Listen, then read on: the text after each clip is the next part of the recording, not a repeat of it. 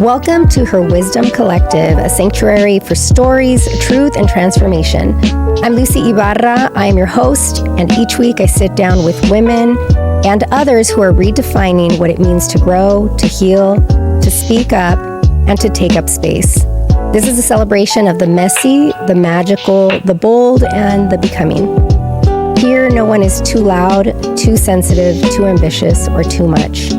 Because in this collective, your voice is your power, and your wisdom is worth sharing. Hello, everybody. Welcome to Her Wisdom Collective podcast. I am very excited about today's episode. I am so grateful that you've been joining us so that we can share with you about our beauty as women, our voices, our truth, our authenticity. And with all of that being said, I'm excited that today I am joined by one of my beautiful, dearest friends and sisters, Anabel Vizcarra. Hi, Anabel. Hello. Welcome. Thank you so much. So I don't even know where to start as far as describing her. I'm going to let Anabel tell you a little bit about herself because it'll be a whole episode if I sit here. So I want her to tell you a little bit as far as who she is and what she does. So Anabel, thank you for being here. Thank you, Lucy. I am so grateful and excited to be here with you as you begin this project, this beautiful conversations that you have for such a long time wanted to have. So I'm really proud of you, first and foremost. Thank you. And thank you for creating these spaces so that we can drop into conversation and, just explore. So Thank you. Thank you. So who am I? Okay, good question. I'm still trying to figure that out in a lot of ways. Yeah, I am Anabel Vizcarra. And as someone who had a really challenging life, upbringing, and also in business and a very deep healing journey, I now support women like Lucy, like yourselves, like every woman out there who is ready to step into a higher expression of who they are, to reconnect with the divinity that they are, and to really explore the myth of their lives. In other words, what is that special thread that you are here to live out and how to live that out fully? And of course, that entails many, many things, as you know firsthand. And so, yes, but today I am here as another woman on the journey, sharing a little bit of information, a little bit of wisdom for Her Wisdom Collective to see how we can navigate the journey in a more graceful way, in a more authentic way, in a more truthful way, and then also with so much faith and conviction because that is so needed in these times. Yes. So, yes. And thank you for that. Yeah. I think those are two of the biggest just blessings that I've had with you as far as really stepping into my truth and coming from a place of conviction. I think a lot of us hear the words and we don't really know what they mean, or we like to think we're about it. But until we really sit with it and walk the journey, it is wow. It is a roller coaster ride. So thank you for doing that. Thank you for being a feminine leader. Thank you for just who you are in my life and in so many lives. And I think with that being said, I would love to ask you, what does feminine wisdom mean to you? What would you say that means to you? I would say if we begin at the origin, it's God's source. I really believe, I know this, that when we tap into our feminine energy, to our feminine wisdom, that means that we are in collaboration with the divine. We are in service to humanity. We are in expression of our highest self. And so there's a lot nowadays, there's a lot of emphasis on knowledge, right? The facts. What can I learn? What are the results? All of those things. Yet I feel that when we tap into our feminine wisdom, we're going beyond that. We are actually tapping in, not only are we in our bodies, because that is the ground of the feminine, of the woman, but we are also tapping into that source that knows, that just knows, and that can create and cultivate faith and conviction that knowing is an expression of her soul self. And I would say that it's an interconnectedness, so many terms for it. And I do want to say something before we dive into this conversation, is that there is so much that entails the work that we do. There's so much that entails what a woman is. And for us women, we understand. Try to explain yourself to someone. We're multifaceted. We go through seasons. We go through different eras, different aspects of ourselves. And so when we're speaking into feminine wisdom, it's sort of in the same aspects, right? That it's so wide, it's so void, it's so vast, yet it also is very simple when we begin with certain principles, which is what I am super huge on, right? Like cultivating our faith, our conviction, knowing our story, learning our family history, especially our motherline. Mm-hmm. And so with all of these things, it begins to unravel the story of who we really are. And then we can begin to dive into our feminine wisdom. Yeah, that's beautiful. Which is source. Thank you. Yeah.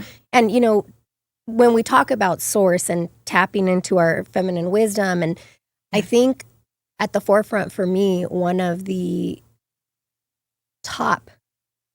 another blessing, right, for me was you really getting in our faces. I'm just going to say it how it is, getting in our faces. And I remember you posing the question of, know your God, have your connection with God, have your connection with your creator. And that was so important to me because I did talk to you in the past about questions I had about my upbringing and my faith and what I felt was kind of imposed on me.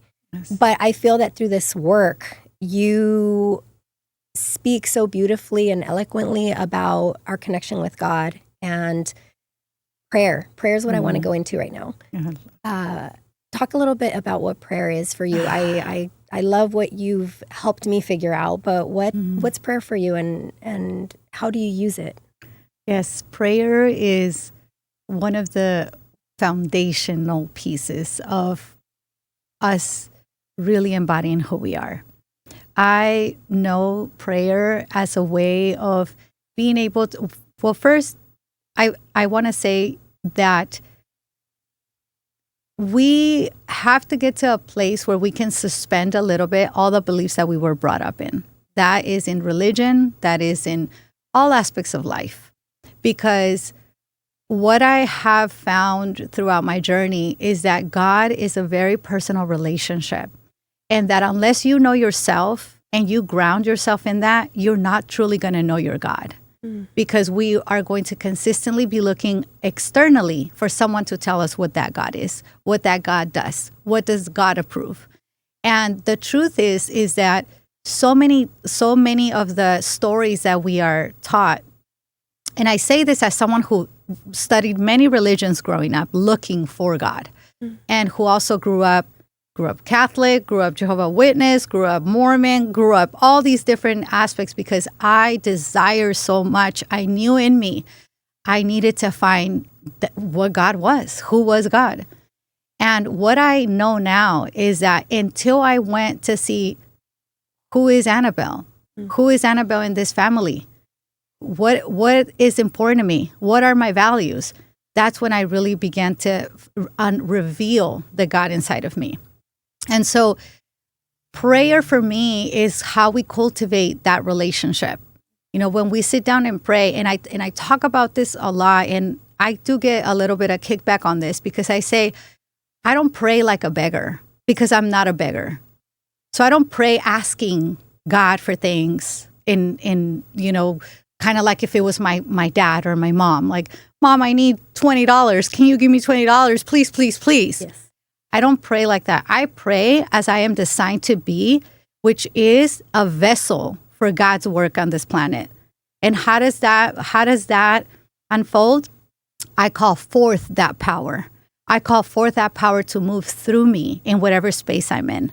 I call forth not for God to take away the troubles and the challenges, but to give me the wisdom, the strength, the backbone to move through it in a way that I can get the wisdom that's needed and I can share that with my community, with my family, with whoever's around me.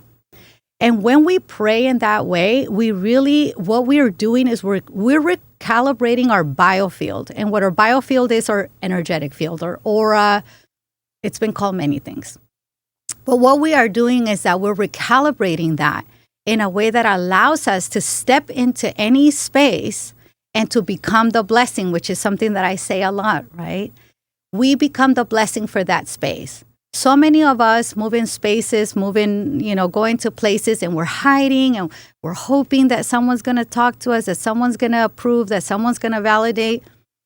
Yet when you pray and you know, I am a child of the divine. I am not here by mistake. I am not here by accident. I am here on purpose, here to walk a certain walk that has been designed for me. And maybe I don't have all the facts. Maybe I don't have the whole story. But I am humbling myself in that moment to listen, to call forth, and to show up, which is ultimately what we're here to do. And when we do that, we begin to find our own unique thread of what that is. And this is why I don't believe in competition. I don't believe in any of that, silly stuff of, if I put that person down, then I don't believe in gossip. I have just no space for that. And you know this. Yes. In the spaces that we create, zero tolerance for gossip or any of those things. Why? Because what that does is that interrupts that divinity in our field. It says, I am in lack. I am not enough. I don't believe in myself. And therefore, I need to, in order for me to feel higher, I need to step on someone's goodness, someone's badness, whatever we judge that to be. And that's never truly going to allow us to drop in to that divinity that requires for us to humble ourselves. And not humble ourselves in a way of making us small and, I'm worthless, but humble ourselves in the sense that, wow, I have been given such a gift in this life. And my job in it is to cultivate myself to be able to receive that and to share it, because it's not for us. Our healing journeys are not for us. Our gifts are not for us. They are here so that we can remind another woman, remind another being of, you also have this. You also carry this. And so for me, that's the humility of it. I am not better than anyone. And I'm not better than anyone. I'm not special, but I am unique. And embracing that uniqueness means I am in direct conversation with God, and even taking it beyond that, I am in communion with God, because that's what I say now. When it's almost like being in that field consistently, constantly. So everything becomes sacred, everything becomes prayer, everything becomes ceremony. And the moment that we sit and we acknowledge it, like we did before we started this conversation of, praying, what it means is I'm inviting all of that field to come together into one point so that we can be in this protection, in this provision, and the right things can come forth for the listeners, for ourselves, because as we share, we learn as well. And this is why it's so important to really cultivate that relationship. And I have tried it in so many different ways, and it's like what I say, it took me 10, 12, 13 years to go on my own journey. And this is why I now share this, because it doesn't have to take that long. It's actually quite simple. But for me, it was so complex, like, oh, there's this and there's that and this, and that so much of the healing journey can be a distraction. Absolutely. And so much of the healing journey can turn into other stories so that we can remain in our victim stories. And this is why a lot of people will stay in the same story and repeat it and dance around it, sit with it and give it tea and keep feeding it and share it with their friends and never really move beyond that. Yeah. Because again, we are looking for something external rather than coming in. And mentorship is huge. I am huge on mentorship. That was for me if I would say that was for me, finding an integral mentor that is living what they're preaching, that is also human, and that is also learning, but having that creates a space of strength so that you can ask yourself the real questions, the difficult questions, because that's what we don't really know how to. And, this is another whole subject on why honesty is so important. Radical self-honesty. Yes. Because we have been made weak as women in this society. We have been taught that we are the weaker sex, that are the ways that we feel are crazy, that our emotions are all over the place. I mean, which they're not lying, right? They're all over the chart. They're not lying, but that's an opportunity for us to say, is it just that I'm crazy, or am I missing something that is going to allow me to tap into the gift of that? Because every shadow has a gift, everything. That's why nothing that happens to us is by accident. Right. Because it is something that is speaking to us that wants to be revealed into the light. So if we keep running away from the shadows and the darkness and the discomfort, we never truly get to really see what is the wisdom of this. Right. We're not used to discomfort. We are creatures of comfort at this space. We stay in crappy, toxic situations because it's more comfortable than leaving it. Yes. Yes. And so this is, for me, what my message is about strengthening our radical honesty with self. And so when you have someone that can ask you those questions and that really cares and loves you in that space, there is zero judgment. Those questions don't even need an answer because you're the only one that has them. And so many times for me, when I simply ask the questions that I don't need to know. I don't need to know the answer. Sit with that. Allow that to unravel, because I don't care either way. It's almost like I'm going to love you whether you choose to see the truth or not. Right. But if you see the truth, you are going to love yourself even more. Right. And that's the true self-love journey. Isn't about, let me heal myself so I can love myself. It's, let me learn to love myself as the Creator loves me, so that I can heal all these other lies that I've been told. Right. So it's almost the idea of when we say when I think about my daughter and I say, I wish you viewed yourself through my eyes. And it's that idea of, I love one time that you said, if you don't have enough faith, let me have it for both of us. And it's getting ourselves to that point. And from that point, I want to pivot to the Queendom Lab. Like, I think that a lot of this that we're talking about, we definitely discussed in the Queendom Lab. I know people hear Queendom, and I don't know that the question has ever been posed to you, but I would love for you to just clarify and let our audience know, when we talk about the Queendom, what are we talking about? What does that mean? The Queendom. Yes. Well, the Queendom is a container.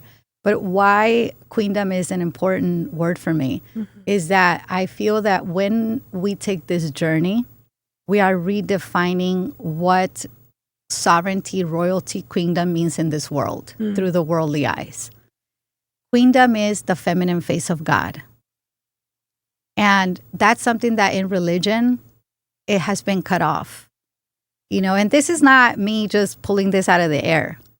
If someone sits down and digs through all of these stories we've been taught about religion, and goes back further enough, you will see that the feminine face of God has been taken out of religion on purpose. And I really believe that now what women are doing is we're reinstating that. Not as a, and again, this is the difference of my work. I believe that the woman and the feminine face of God through a woman is a very devotional essence. It is devoted. It is not only empowered. And I think that that's the other half that we're missing in the feminine movement right now, is that we went from this very feminist agenda, which it gave us a lot of rights. And I am grateful for that. It was a necessary movement. Yet it also disconnected us further from our womanhood. It cut off our womanhood. And so what now we are rising into, or we are diving into, is to be able to restore what is the feminine essence of devotion. How can I be the most woman, embody my woman self, and be in my power? And in order for us to be in our power, it has to be surrendered to the divine. So all this, although I love all my boss babes out there, I don't believe it's a sustained path for feminine power, because feminine power knows how to surrender. It knows how to receive. It doesn't just know how to hustle. And I think that is when we are talking about queendom from the perspective of the container that you've been through and that I host, is that we are learning what that is. We are learning what the conversation of the feminine face of God is. And so sometimes God is going to be a masculine essence because some of us didn't have a father, didn't have a healthy father figure. And sometimes it's going to be a motherly essence, the divine mother, because maybe our relationship with our mother wasn't the best, the greatest, that's just it cannot be our human mother, right? And so when we're exploring both sides of that, then we arrive at what is the truth that wishes to live through us in our calling, in our careers, in our business. So I really feel, believe, and know that when we begin to explore what is my queendom like, and I talk about this like for me, a visual is I'm a community of cells. I have the department of my brain, department of my heart. Like there are all these different departments that are alive, and they're all working so hard with their own consciousness, their own intelligence. I don't wake up and I'm like, okay, today we're going to breathe. Let's have a meeting, okay? Because we're going to breathe today. And a heart, you're going to be pumping these many times.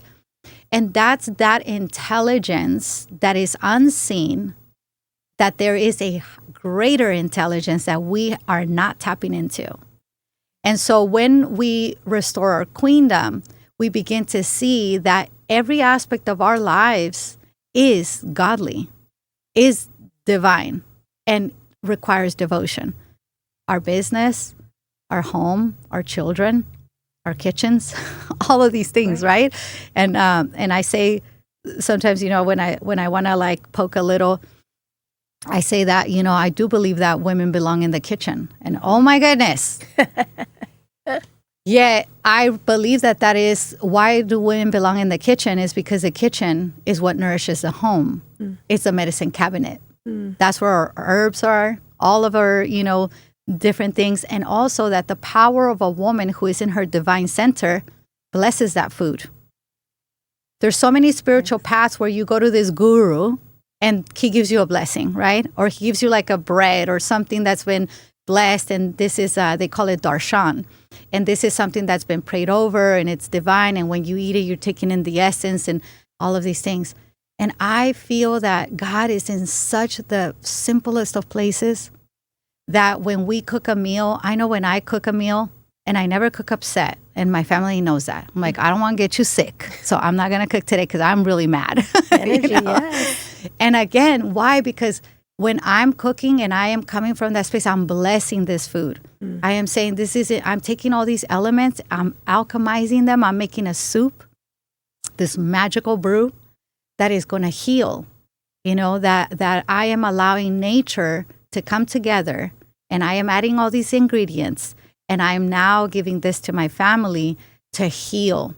Right. And if we started to look at the ways in which a woman can bless every single space, that is power. Yes. That is power that no one can take away from you. Not a career, not a job, not money, not a man, not anything. It can't take it away from you, because that's what's moving through you. And for me, that's the ultimate vision of what I see, is that as a woman, we restore the temple of our queendom, knowing that any place we go, we can become a blessing. We are the healers. We are the medicine women. We are the wise ones. And so that, and again, rooting it in that divinity, because if we believe all these things, but we're not rooted in the humility of our godliness, then we are also not going to have the wisdom to have the discernment.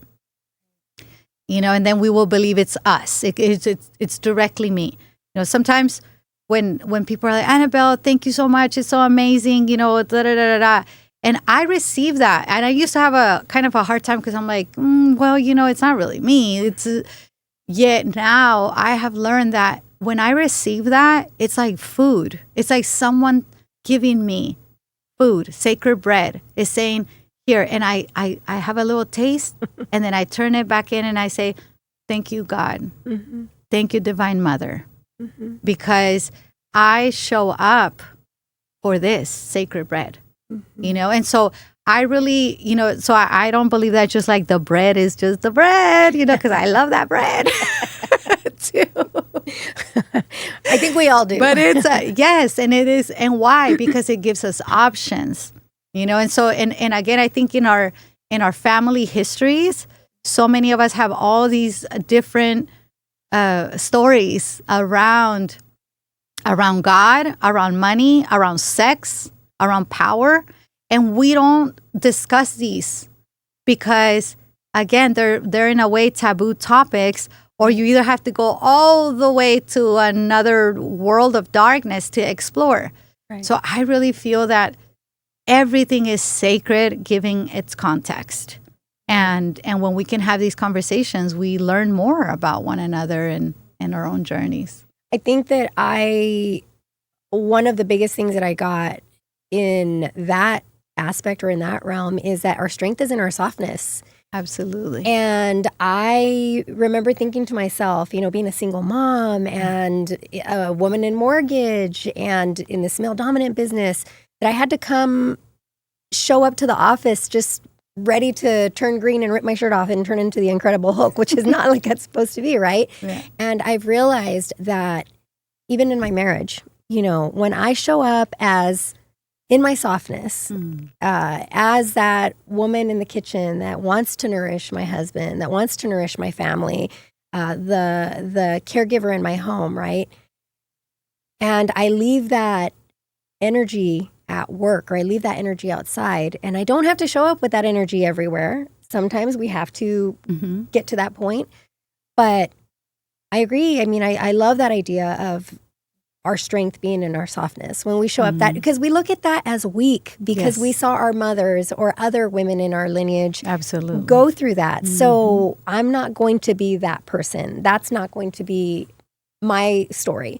So I love that you talk a lot about that and that you share that with us, because I think once we, when we go on that healing journey, when we go down that path and we start the Queendom Lab, or we start whatever process we need to start, we go so deep that we lose ourselves at the pit of that. And now it's like, okay, how do I find my way out, right? Yes. Which is where I think that came in for me, as far as like the prayer and being very rooted in my truth, but more getting out of victim mode. And I've shared that with you. So that was so powerful. So powerful. Yes. And it's funny because it hasn't been that long, but I feel that little fork in the road. How many of us miss it? How many times was I there and I missed it, right? So I think when you get to that place, what blooms from it, I mean, I sometimes wake up and I think to myself, this is my life. Like, this is my life. This is what I've had on my vision board for how many years, but I was standing in my own way. And so I love that you bring that to us, and that, again, you're so big on us being radical with our honesty. It's hard to look in the mirror and say, I know. It's easier to be like, oh, him and her. Yes. But when you get to that point, you're just like, wait, what was my part in it? And what was I doing to feed that beast? And I love that. I love that we get to that point. I feel like, we'll segue into the part of partnerships. I feel like all of this has helped me so much in learning more about myself and the wife that I am to Mark, and the way that he shows up for me. I think me doing the work also in turn made him hungry to, in his words, like, I don't want to be left behind. And I love that. I get chills still when I think about that because I never thought this was going to be our life as far as our marriage and our relationship. And I've told you many times, there was many times where I would sit and I would pray that you would find that partnership. And yay, let's celebrate that. Happy dance. Celebrate it. So, I'm very happy to see you in that space. I believe so much in the work that we do here because you're not somebody that just talks the talk. You walk the walk and you do it with conviction and you do it with integrity. And, I think there's many people out there that, want to do that. They want to learn how to do this for themselves and we don't, and we attract the wrong people. So I want to touch on that with you. Like, congratulations, because and to me too, because my prayer came through. Like, again, and thank you. Those prayers are so powerful when we say them from such a deep place of rooted faith. I mean, just knowing it's going to happen. I don't know when it's going to happen, but it's going to happen. So talk to me a little bit about that partnership, where you're at, what that does for you, how that relationship, how he nourishes your work. Because I remember telling you, when you find that person, they need to support you with this work because if they don't, it's going to take you away from me and all these women, so there's so much beauty in that. Talk to me a little bit about that. Thank you. Thank you so much. And thank you for your prayers. And, this man is such a blessing in my life. And every time I think about him or I talk about him, I can't help but kind of take a little breath, like, because he softens me. And I really feel like that is one of the greatest blessings he brings into my life, is that he allows a space for me. And it's not necessarily by the things he does, is that his heart is so set and rooted in the divine that when I am around him, I cannot help but be held accountable for myself. And I love that because I get to experience more. And, this is something you and I have talked about when you would talk to me about beautiful Mark. Shout out to him. Because I've always known since I was a little girl that a woman can truly reach her blossoming potential in a partnership that allows that. And I feel that a lot of us truly do feel that it's not just a gender thing. It's not just I need a partner or for society or for image. I really believe it's a calling. And we get confused along the way with all the stories and all the things and shortcomings. And I am so grateful to life because I do believe that life is benevolent at its source. And it is constantly bringing us people that allow us to see aspects of ourselves that we need to see. But we haven't been taught that. We haven't really been taught how to see that. And I am really grateful for my past relationships. Amazing men. And each one of them gave me a part of myself back. Because when I was really honest with myself about the things that I could easily be like, you're this and you're that and you don't do this and whatever that was, when I laid down my pride, and this was really powerful, especially in my last relationship, when that ended, I went through a really big heartbreak. And you were there. So you know this a little bit of how much it took for me to stand in that and to be okay with my heartbreaking and feel that, because I know grief work and I understand that when our heart breaks, it's an opportunity for us to embody greater love. And so one of the things that I laid down from that relationship that I gave that as a gift that was there was my pride. And there was a lot of pride for me, kind of like it would get to a point where it was, and I think again, I am from Mexico, I'm from Sinaloa. I grew up in, this kind of who do you think you are? Sort of thing. Do you know who I am? Or the famous one, not do you know who I am, but the family is like, don't tell me what to do. Oh. It's like, tell me what to do, but don't tell me what to do. And Yes. And it took so much for me to put down that lineage pride, because it was a lineage pride. Mm. I both had women in my line that were the victim and the doormat. And then I had the others that, were the rebellious and didn't let any man be a man, or, there was no men aren't reliable or good, and all of those stories because of their own experience. So me growing up, I said, which one am I going to be? Because I thought we had to choose. And of course, not to mention that the novelas really is what gave us our emotional intelligence, Yes, right? Yes. So it was either be the victim that's always crying or be the villain. Mm-hmm. She looked like she was having more fun. Yes. So I leaned towards that, and I said, I'm not going to allow certain things, And that has been a journey for me in relationship, of slowly allowing those aspects of me to be put into the fire and surrender back into God. Mm. And to really allow myself to see God as my ultimate soulmate, God as my ultimate partnership, as my ultimate communion. Mm-hmm. And to be so in that relationship that any man that approached me had to experience that themselves first.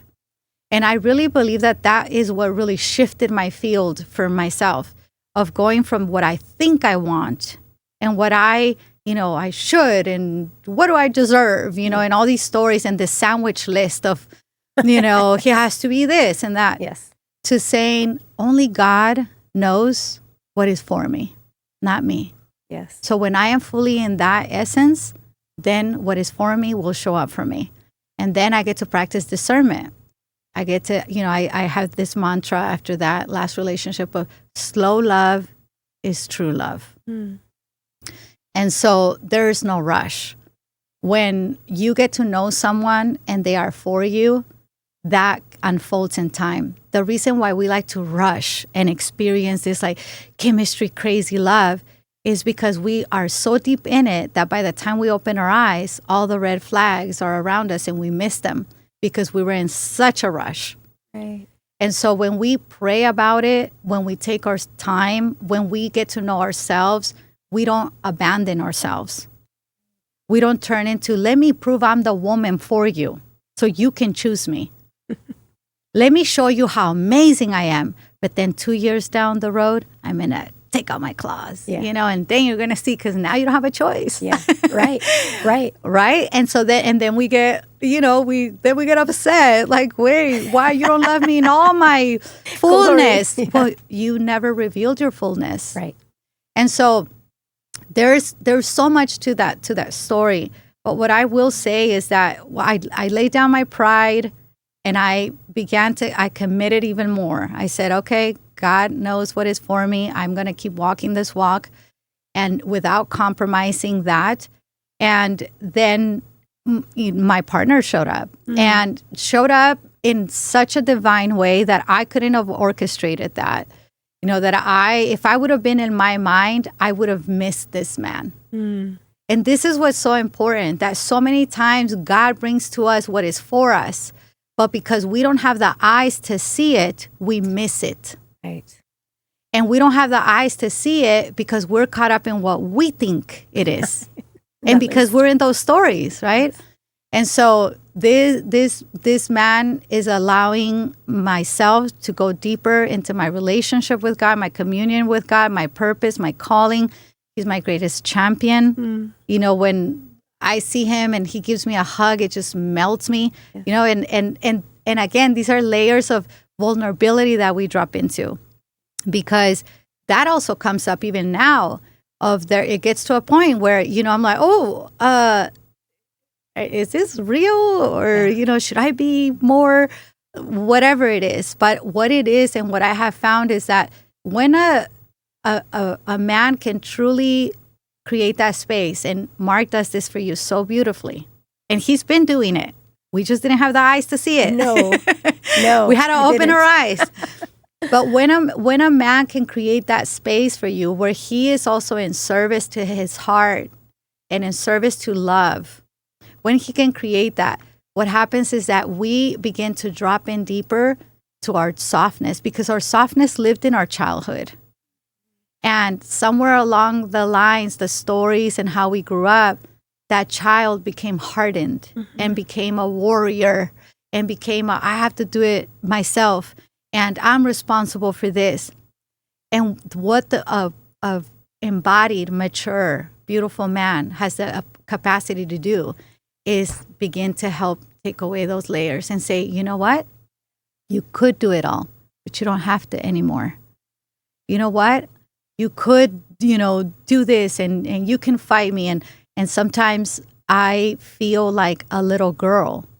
And that's so beautiful because that's what I had not felt before.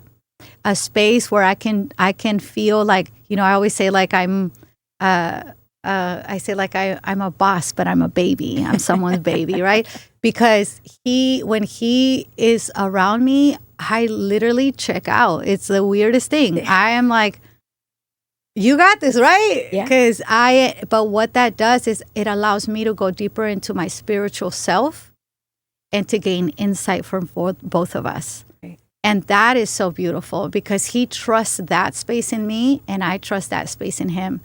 So it is, it is unfolding. It is unfolding. And again, we don't know what is ahead. We have to hold things with a beloved detachment, but also with deep presence. And this is what's here for me right now, today. And I'm so grateful. And it's going to allow me to keep unfolding just as that is what's happening for him as well.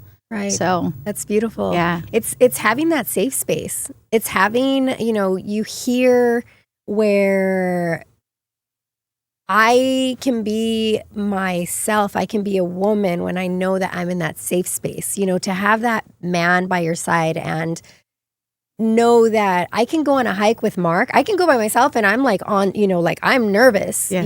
What's going to come around the corner. I can go with Mark and I'm just looking at the birds and I'm feeling like I can enjoy this because I know my man's going to protect me. And that protection I feel is what they provide us with. And I'm just so grateful. Shout out to you. You know who you are. And I'm just so grateful you came into this picture. You're amazing. And I appreciate you as well. But congratulations for that. He's great. What would you say to a woman who doesn't have the opportunity that you've had, or I guess we all have the opportunity, but who maybe is already in a relationship and they're kind of like, they're going through their own journey. They are figuring themselves out. Maybe their partner isn't going through it yet. And that whole idea of being left behind as well. Yes. But what would you suggest? Because I think that sometimes when we're going through our own healing journey, and like you're saying, Mark's always been this good guy, 100%. He had things that he was going to work on, but I had things that I had needed to work on. In our individuality, we forget that we're two separate people. Yes. And I think about Jerry Maguire when he says, "You complete me." No, you don't complete me. You don't complete me. I'm whole by myself. We complement each other. We support one another. We're already two whole individuals, and we get to show up for each other. And I think that part. So what would you say to a woman that maybe is in a relationship who's going through that healing journey, and they might already have that, but they're not sure? Yes. Huge subject. And I love that you brought this up. And I do want to say that I think that that whole like you complete me is true on a higher level, not in a human level, because we're all wounded humans. And no matter how much healing work we do, I don't know that we'll ever be able to, I'm completely healed. There is nothing. 100%. Because part of being a human is being in this world. And this world is a collective field as well. So it's not just us, right? I had an experience, and again, this is where when I met you, Lucy, this was our work together. It was. Okay. It was. So, and I love that because you really have modeled what that is for someone, exactly what you're asking me, that situation or that model, right?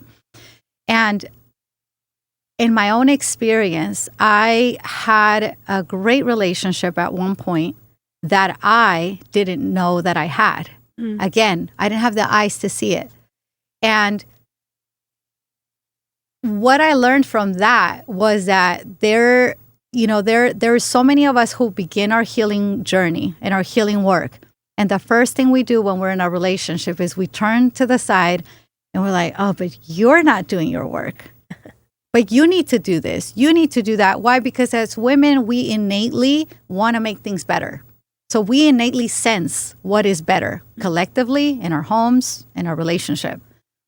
Yet when we don't know how to utilize that power, what we start doing is we start nagging. We start kind of, you need to do this, you need to do that. And then we start getting resentful and all these other things. And I feel that a lot of us are under this false narrative that a man has to be like a woman. That in order for me to be with my person and have a great relationship, he has to be another woman and have the same feelings and understand my feelings and all of those things. Where if that was the case, there would be no polarity. There's no magnetism. We're talking about woman-man relating because that's my experience. But even in same-sex relationships, there is a polarity of masculine and feminine energies. And so I feel that what is so important is for us to, again, learn how to be radically honest with ourselves, turn inward, because a woman heals when she looks inward, and a man when he goes on a quest. And so when we turn inward and we begin to ask these questions, and we're really honest with ourselves, the field itself will begin to shift your relationship. And this is why you don't need two people to change. You only need one. But here's the catch. We still want to control the outcome. So then says, it's like, well, if I do this and they don't, and what if the change is that I no longer align with this person? I don't want that. So then let me force this healing on this person because I don't want to leave them behind. I don't want to have to leave all of these things. But again, it goes back to control, because when you truly anchor yourself in what is true for you, what is the authenticity of you, that begins to shift your environment and relationships to what is true and authentic. So anything that's not true and authentic is going to begin to fall away. And this is a really challenging space on our healing journey, is letting go of those relationships or of those things. But what I find is that more than anything in romantic relationships is that it does begin to shift a man, because the men also have that calling within them that they want to feel supported, and they just don't remember how, because women forgot. And we are the spiritual center of our homes. When a woman is in her spiritual center and that is restored in her home, then it does create an invitation, not a demand. And then a man has his free will to choose that or to not. But it's no longer our job. And so this is, and again, it's easier said than done. This is why it's the work, right? Yes. But the relationships that I have worked with, that I have seen kind of on the brink of divorce or splitting up, it tends to be because we don't know how to communicate. We don't know how to communicate. We don't know how to embrace that we are different, and we don't know how to make space for another. And we're also in this era of this, TikTok psychology and these 30 seconds, whatever we're at now, or attention span. But I also feel that because we have been made weaker through the stories, we also don't have the capacity to communicate where truth can exist. So we hold and withhold, and we deceit, and we hope for the best without truly ever communicating, this is what's true for my heart.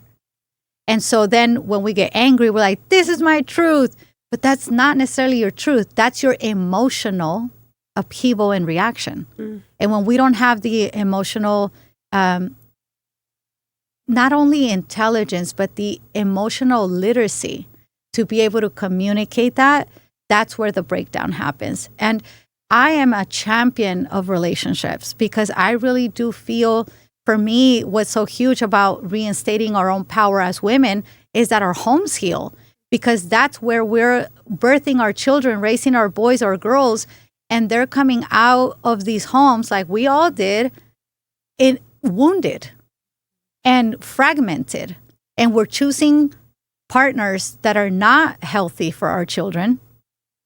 And we're choosing to stay in relationships that are withering our being, our spirituality, and we never get to experience that.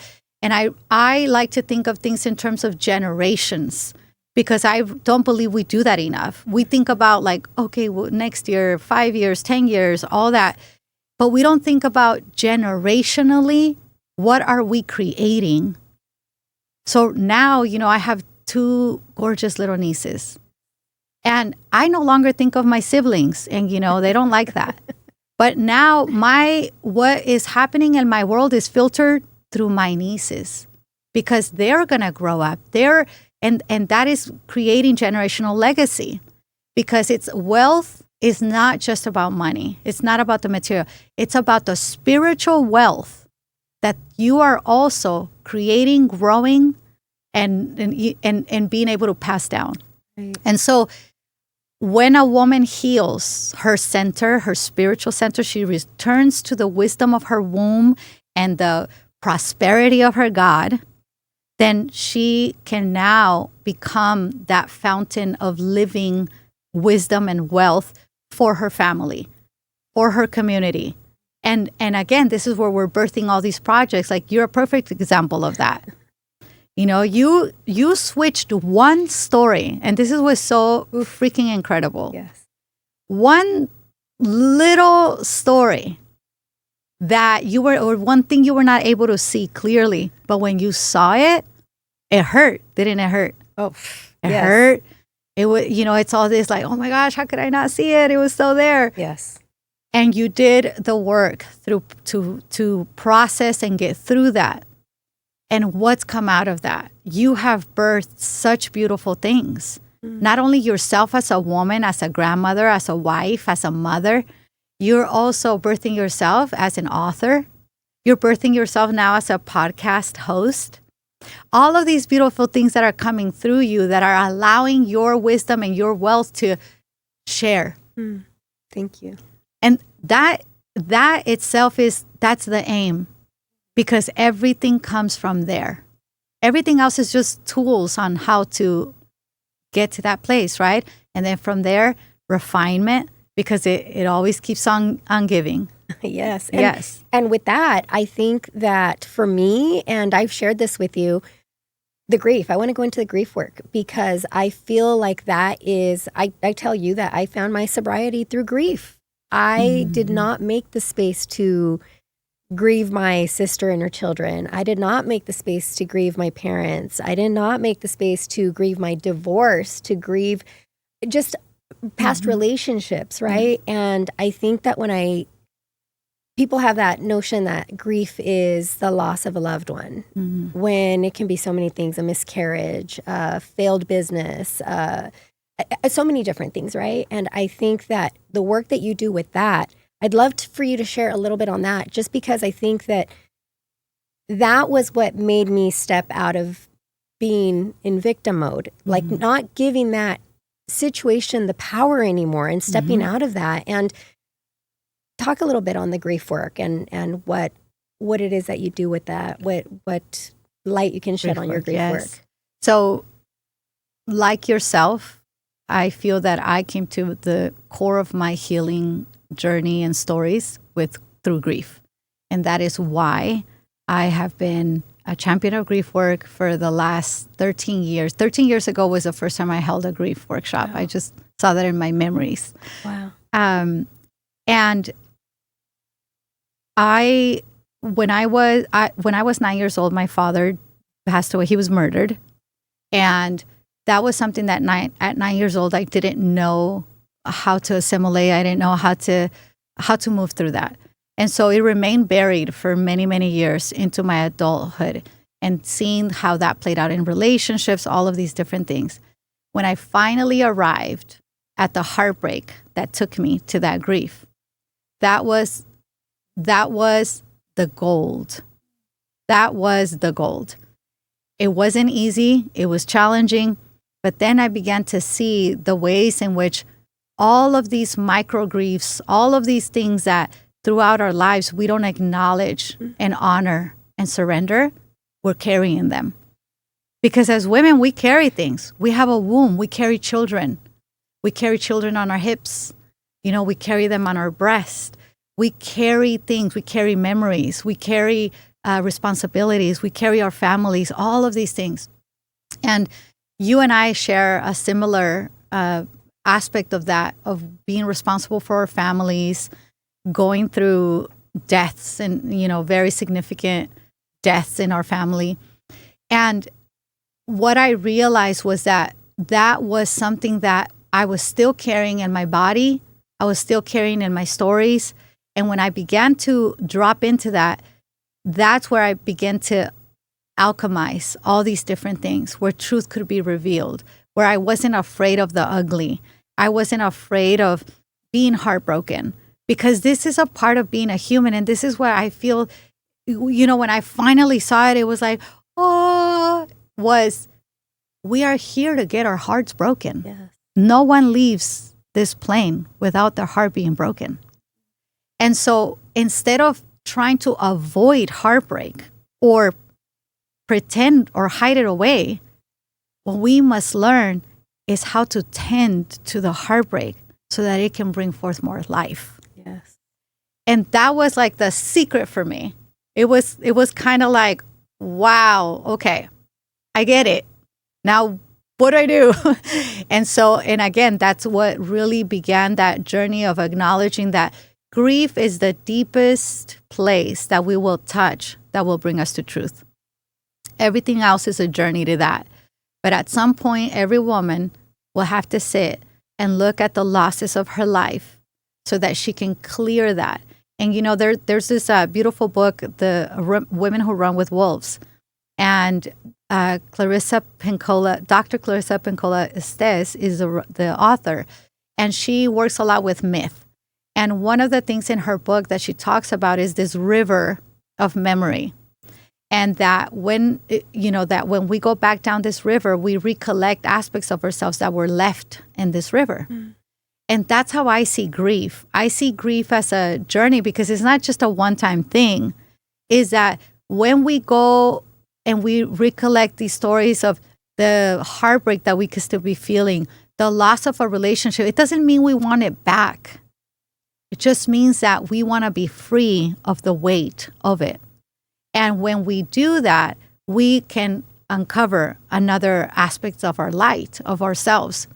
And so grief work is that. It's a recovery process in essence. Mm. And then, it also allows us to create space, because again, since we're holding so much, we walk around and we're like up to here.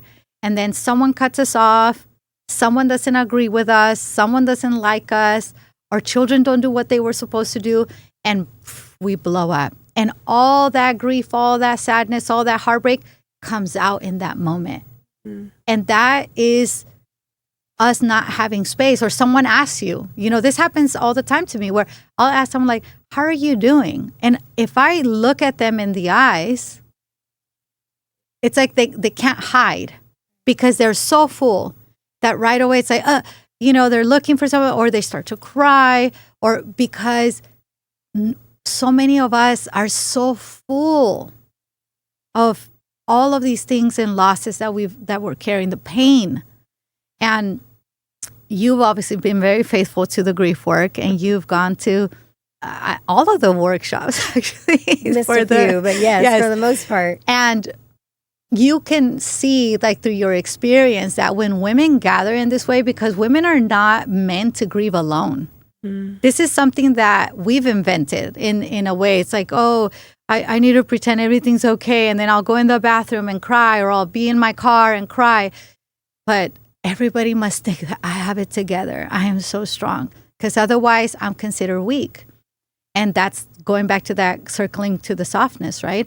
Yet when we gather and we in that intentional space and we say, we are here, you are a woman, I'm a woman, I don't care who you are, what you do outside of these walls. What we're doing here is women's work. We are clearing our vessels so that we can hold greater light. And that's what we do.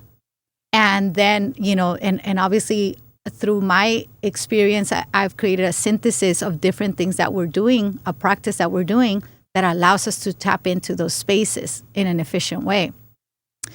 And when we are done, we celebrate, because grief also, the counterpart is celebration. It's joy. And I saw this somewhere that I read that, we're doing healing work, not to, it was something like not, we're doing the healing work so that we can be able to have joy. And it is so true, because that's what grief is. When we allow the grief, we go to those places that can seem so scary, we realize it's not that scary at all. And actually I feel lighter. And now I can celebrate the light that can come through this. So grief is not just when we lose someone. That's typically when we come to grief, because we can't avoid it. But grief work is a consistent part of our lives. Every time we lose a job, the different faces. As a mother, we have so many faces of grief.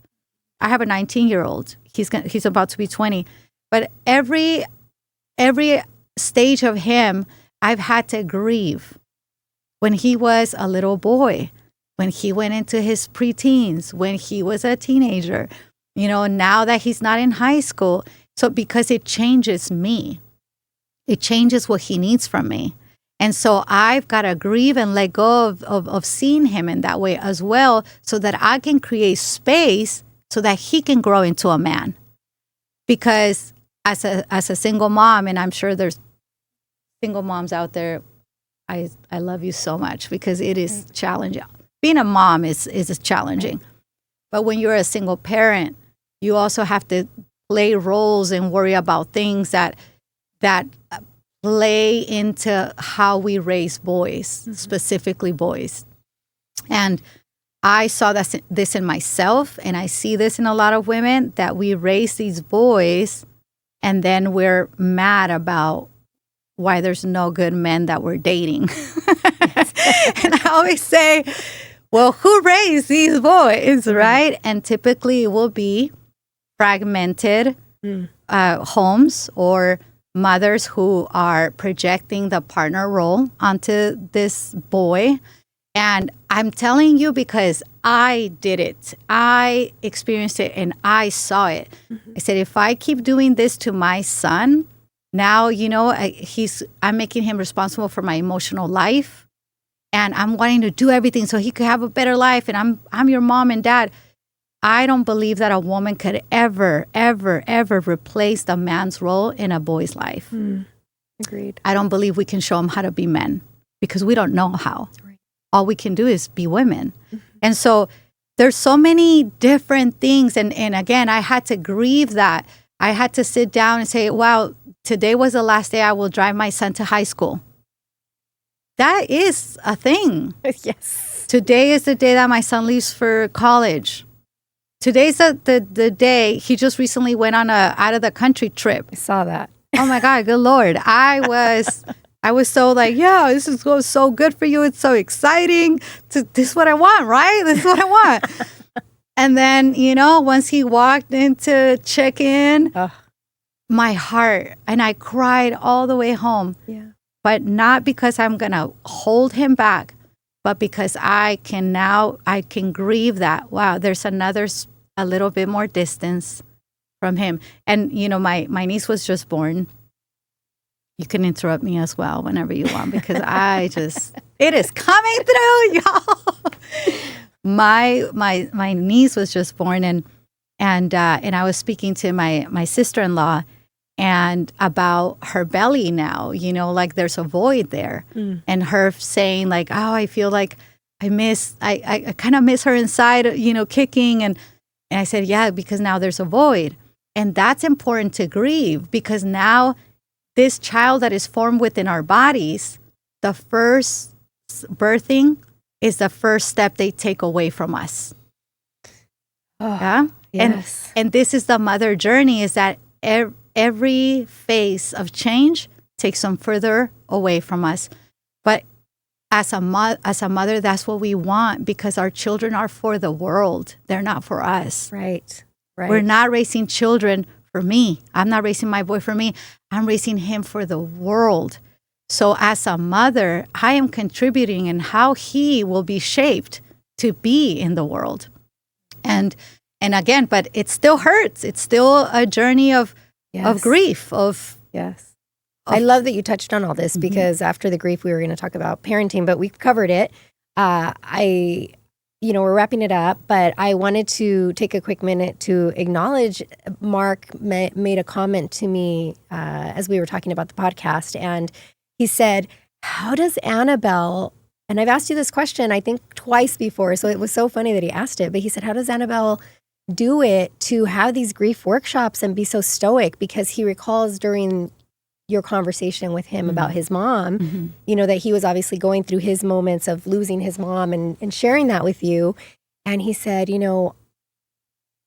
she was so stoic. She held it together. And is she always like that? And I said, I literally asked her this. How is it that we're all falling apart in this space, like falling apart, and you're okay? And I told him, and it's the grief work. She gives herself space to grieve so that she can have her good cry and have her moment away from us to show up and give from a full cup. Like, it's not an empty cup. She's overflowing, and she can be there for us.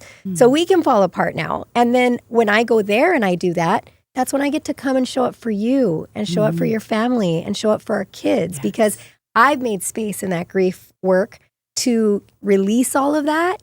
And now, hey, I'm ready to get back on the battlefield of whatever life is going to bring. So thank you for that work, because I think people don't understand, they hear the grief workshop and they think, oh, that's for somebody that lost. No, it's for all of life's losses. All of us.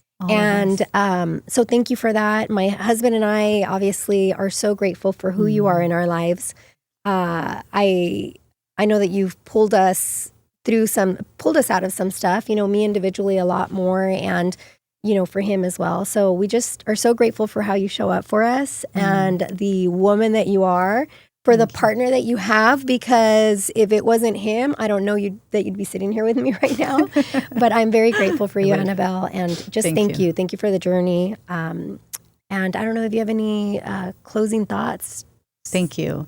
Well, thank you. And thank you and Mark. And it's been such a blessing to see both of you deepen in the intimacy as you have, and to really honor what that relationship it does for both of you, because you are each other's backbone. And it's so beautiful to see that. I celebrate it as you celebrated by getting married again or renewing your vows. And it is such a bless for me. That is so fulfilling. When however I can contribute into any of those little moments, that bring us back to the heart is such a blessing. Thank you. So thank you. And I would say in closing, to all the women out there that are watching this, and the men as well, because womb work, grief work, all of this is for both of us, is that we are navigating very challenging times. And I'm not going to sit here and say that things are going to get better.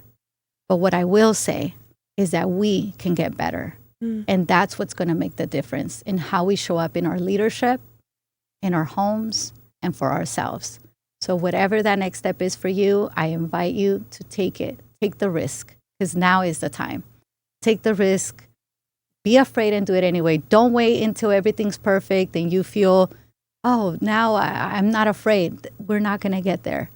We have to take the leap when we know in our bellies it's time for the leap. And you will find women like Lucy, women all around who have already taken those steps. So wherever you are, what's the next step? So thank you so much for tuning in, and thank you. Yes, thank you, Anabel. And thank you, everybody, for joining us. I am so grateful for the safe space of Her Wisdom Collective podcast, where we can just show up, be ourselves, show up in our authentic truth, and hopefully you're getting something from this as well. So thank you for joining us. Show up and glow up. Yeah, show up and glow up. Thank you so much. Thank you for joining me on today's episode. If you enjoyed it, please subscribe and share. Stay tuned for future Her Wisdom Collective episodes and for future Her Wisdom Collective events. Thank you so much. I appreciate your support and look forward to the next one.